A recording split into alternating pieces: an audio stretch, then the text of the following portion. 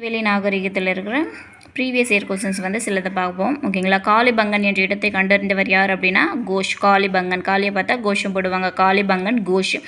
அம்ரி, சன்குதாரோ போன்ற நகரங்களை கண்டுபிடிச்சது யார் அப்படின்னா மஜும்தார். ஓகேங்களா. அரப்பா மக்களால் பயிரிடப்படாத பயிர் எதுன்னு கேட்குறாங்க, கரும்பு. ஓகேங்களா.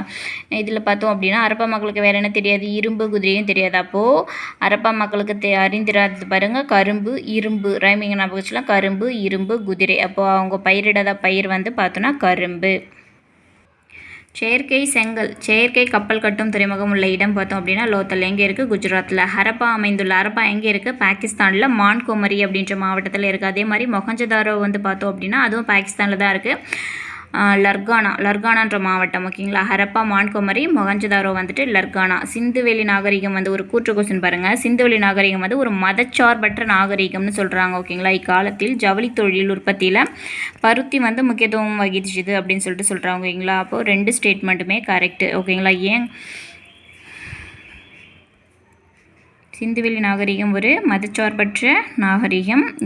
இங்கே வந்து பருத்தி வந்து ஜவுளி தொழில் உற்பத்தியில் முக்கிய பங்கு வகித்ததுன்னு சொல்கிறாங்க. அப்போ 2 கூற்றுகளுமே சரி. கல்லறைகள் இல்லாத சிந்துவெளி நாகரிகம் எது அப்படின்னு பார்த்தோன்னா மொஹஞ்சதாரோ. மொஹஞ்சதாரோவில் வந்து பார்த்தோம் அப்படின்னா கல்லறைகளே இருக்காதான். அதாவது போர் நடந்ததற்கான எலும்பு துண்டுகள் வந்து பார்த்தோம் அப்படின்னா ஒரு பிளேஸில் அங்கேயும் இங்கேயுமா வந்துட்டு செதற மாதிரி கிடக்குமா. அப்போ போர் நடந்ததற்கான ஒரு அறிகுறி இருக்குது. பட் கல்லறைகள்லாம் வந்து இருந்ததற்கான எந்த இதுவும் இல்லை. அப்போ கல்லறைகள் இல்லாத சிந்துவெளி நாகரிகம் எது கேட்டோம் அப்படின்னா மொஹஞ்சதாரோ. ஓகேங்களா. நடமாடும் பெண் சிலை எங்கே கண்டுபிடிக்கப்பட்டது எல்லாருக்குமே தெரியும், மொஹஞ்சதாரோ. ஓகேங்களா. மொஹஞ்சதாரோ இந்த சிலை வந்து பார்த்தோன்னா வெண்கலத்தால் ஆன சிலை. அப்போ நடனமாடும் பெண் சிலை வந்து வெண்கலத்தால் ஆன சிலை எங்கே இருக்குது அப்படின்னா மொஹஞ்சதாரோவில் கண்டுபிடிச்சிருப்பாங்க. இதோட உயரம் வந்து பார்த்தோம் அப்படின்னா 10.5 சென்டிமீட்டர். ஓகேங்களா. நடனமாடும் பெண் சிலையோட உயரம் 10.5 சென்டிமீட்டர். நடனமாடும் பெண் சிலை எப்படி இருக்கும் அப்படின்னா வலது கையில் வந்து இடுப்பில் வச்சுட்டோம், இடது கையை வந்து கால் முட்டியில் வச்சுருப்பாங்க. அதே மாதிரி அந்த இடது கையில் வந்து பார்த்தோம் அப்படின்னா வளையல்கள் வந்து அந்த கை ஃபுல்லாக போட்டுட்ருப்பாங்க, ரிங்கு மாதிரி ஒரு வளையலை. ஓகேங்களா. அப்போது இந்த அமைப்பும் கேட்கலாம், கூற்றுகளை ஞாபகம் வச்சுக்கோங்க. வெண்கலத்தால் ஆனது நடனமாடும் சிலை, உயரம் வந்து 10.5 சென்டிமீட்டர், மொஹஞ்சதாரோவில் கண்டுபிடிக்கப்பட்டது.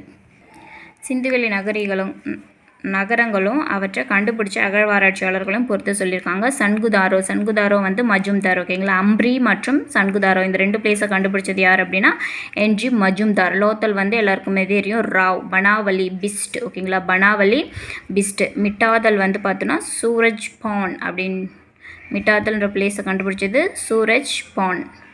இங்கே பாருங்கள் ஷார்ட் நோட்ஸ். ஹரப்பா மற்றும் மொஹஞ்சதாரோவுக்கு. ஹரப்பா அப்படின்றது வந்து பார்த்தோம் அப்படின்னா ஹரப்பா மொஹஞ்சதாரோ ரெண்டுமே வந்து பார்த்தோன்னா சிந்தி மொழிச்சொல் தான். ஓகேங்களா.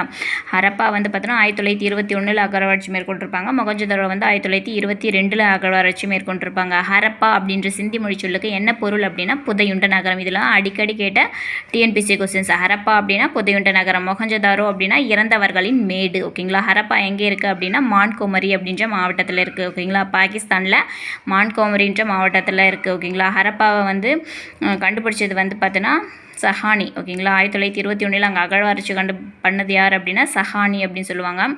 ஓகேங்களா. ஹரப்பா எந்த நதிக்கரையில் இருக்குது? ஓகேங்களா. நிறைய பேர் கன்ஃபியூஸ் பண்ணி சிந்து போட்டுருவீங்க. ஹரப்பா வந்து ராவி நதிக்கரையிலையும், மொஹஞ்சதாரோ தான் வந்து சிந்து நதிக்கரையிலையும் இருக்குது. ஓகேங்களா.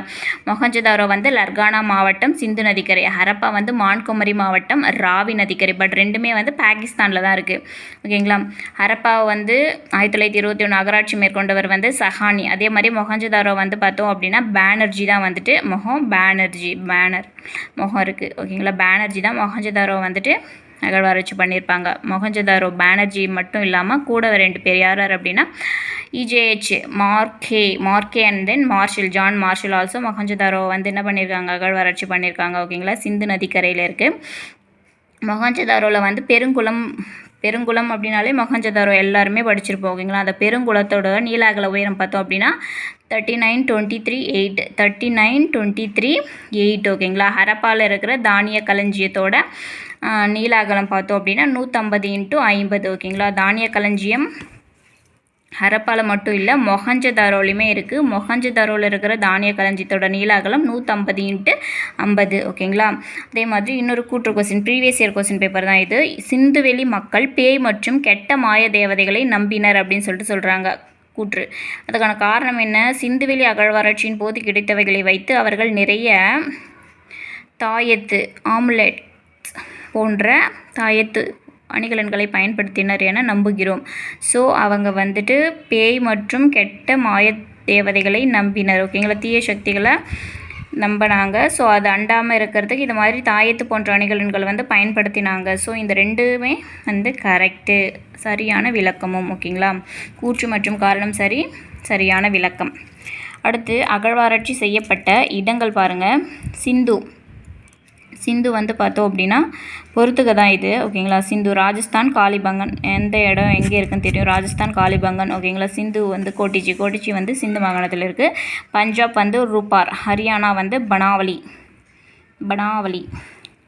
லோத்தல் வந்து பார்த்தோம் அப்படின்னா கல்ஃப் ஆஃப் காம்பே அப்படின்னு சொல்லுவாங்க. லோத்தல் வந்து பார்த்தோம் என்ன சொல்கிறாங்க, கல்ஃப் ஆஃப் காம்பே வளைகுடாவில் இருக்கிற ஒரு பகுதி. ஓகேங்களா, அங்கே வந்து போகவ் ஆறு, எந்த ரிவர் போகுது அப்படின்னா போகவ் அப்படின்ற ரிவர் போகுது. அதே மாதிரி டோலவீராவை வந்து ரான் ஆஃப் கஞ்சில் இருக்குது. லோத்தல் வந்து காம்பே வளைகுடாவில் இருக்குது. ஓகேங்களா, காளிபங்கன் வந்து பார்த்தோம் அப்படின்னா காக்ரா நதியில் இருக்குது. காளிபங்கன் காக்ரா நதி.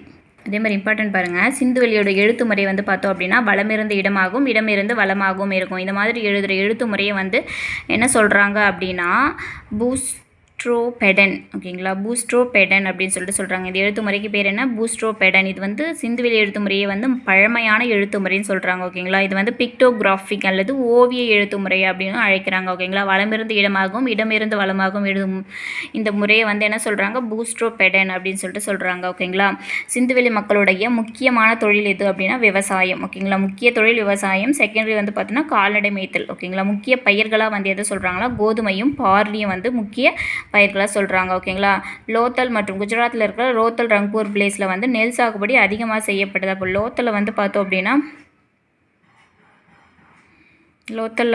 நெல் சாகுபடி அதிகமாக செஞ்சுருக்காங்க. அதே மாதிரி சோளம் வந்து குஜராத்.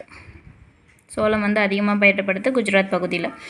சிந்து நாகரிகம் அப்படின்ற நூலின் ஆசிரியர், இதுவும் ஒரு ப்ரீவியஸ் கொஸ்டின் தான். சிந்து நாகரிகம் அப்படின்ற நூலின் ஆசிரியர் யார் அப்படின்னா மார்டிமர் வீலர் தான் வந்து சிந்து நாகரிகம் என்ற நூலின் ஆசிரியர். ஓகேங்களா, இது ஆப்ஷனில் இல்லை அப்படின்னா இன்னொன்று வந்து பார்த்தோம் அப்படின்னா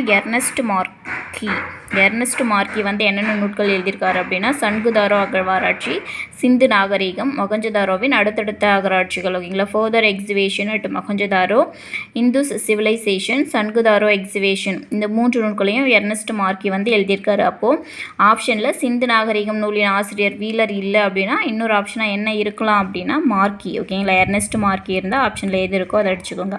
இப்போ சிந்து நாகரிகம் என்ற நூலின் ஆசிரியர் வீலர் ஆர் எர்னஸ்ட் மார்க்கி. சிந்து சமவெளி மக்களுடைய ஓகேங்களா படைப்பு மற்றும் அறிவின் மரமாக அந்த மக்கள் எதை கருதுனாங்க அப்படின்னா அரச மரத்தை தான் வந்து அவங்க அறிவின் மரமாக வந்துட்டு கருதுனாங்க. ஓகேங்களா, சிந்துவெளி மக்கள். அடுத்து மொஹஞ்சதாரோவில் கண்டெடுக்கப்பட்ட முத்திரைகள் வந்து எதனால் செய்யப்படவில்லை அப்படின்னு சொல்லிட்டு கேட்குறாங்க. ஓகேங்களா, எதனால் செய்யப்பட்டதுன்னு தெரிஞ்சதும் எதனால் செய்யலன்னு தெரியும். ஓகேங்களா, மொஹஞ்சதாரோவில் இருக்கிற முத்திரைகள்லாம் வந்து பார்த்தோம் அப்படின்னா கோல்டு. ஓகேங்களா, கோல்டு, ஐவரினா வந்து தந்தம், கோல்டு, ஐவரி, டெரகோட்டா, அது சுடுமண் சுதை, சாட்டு, ஃபெயின்ஸ், ஸ்டீடைட்னா என்னது, நுரைக்கல் அப்படின்னு பார்த்தோம். அப்போது இந்த ஆப்ஷனில் பாருங்கள் தந்தம், சங்கு, சித்திரை வேலைப்பாடுடைய மட்கலன், அண்ட் தென் சவர்க்காரம், ஸ்ட்ரீட் லைட். ஓகேங்களா, நுரைக்கல் எல்லாம் மென்கல் அப்படின்னு சொல்லுவாங்க இல்லையா. ஸோ எதனால் செய்யப்படவில்லைன்னு கேட்டிருக்காங்க, சங்கு. ஆப்ஷன் வந்து சங்கு.